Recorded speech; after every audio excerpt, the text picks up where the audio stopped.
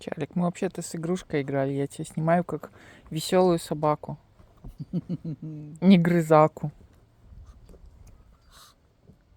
Чарлик игрушка. О, молодец. Поменялось амплуа.